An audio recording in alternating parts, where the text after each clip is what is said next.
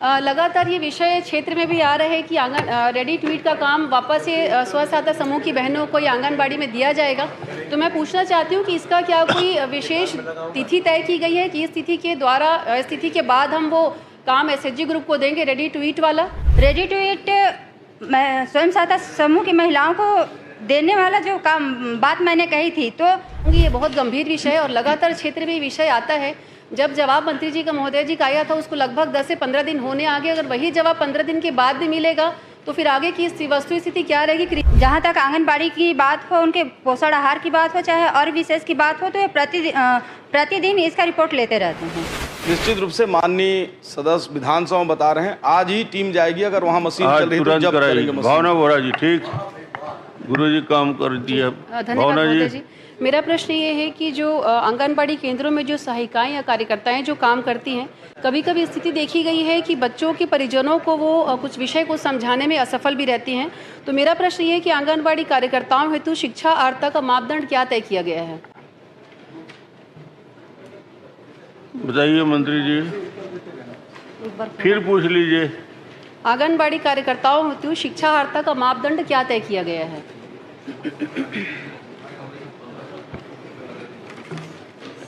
परियोजनों को समझाने के लिए शिक्षा का मापदंड क्या तय किया गया है आंगनबाड़ी कार्यकर्ताओं के लिए, कार्यकर्ताओं के लिए?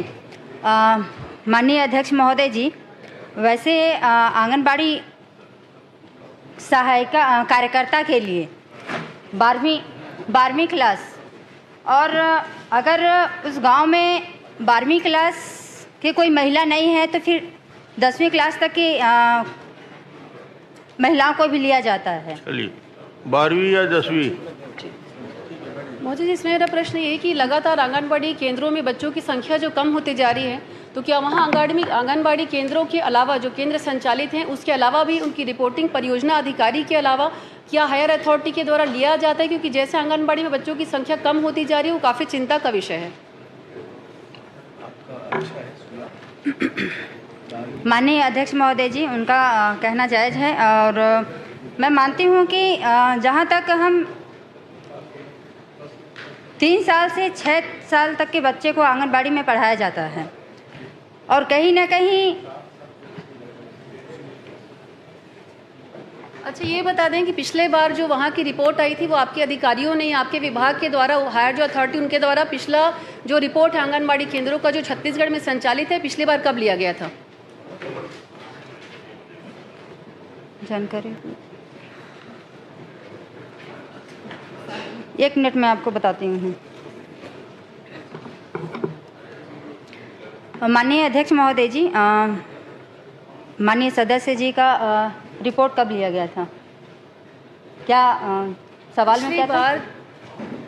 आंगनबाड़ी केंद्र जितने भी छत्तीसगढ़ में संचालित हैं उनकी जो रिपोर्ट है बच्चों की, चाहे वो कुपोषण से संबंधित हो, आहार से संबंधित हो, उनके डेवलपमेंट से संबंधित हो या प्रोटीन आहार देने के विषय में हो, पिछले बार परियोजना अधिकारी के अलावा क्या छत्तीसगढ़ के प्रशासनिक अधिकारियों के द्वारा, संबंधित विभाग के द्वारा उनकी रिपोर्ट या उनका सर्वे कब किया गया था, भौतिक सर्वे?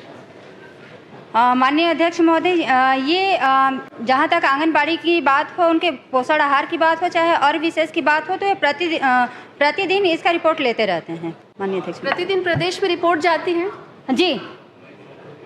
चलिए, राजेश गुड़ा जी, एक आखिरी क्वेश्चन पूछना चाहूँगी महोदय जी। लगातार ये विषय क्षेत्र में भी आ रहा है कि रेडी टू ईट का काम वापस से स्व सहायता समूह की बहनों को या आंगनबाड़ी में दिया जाएगा।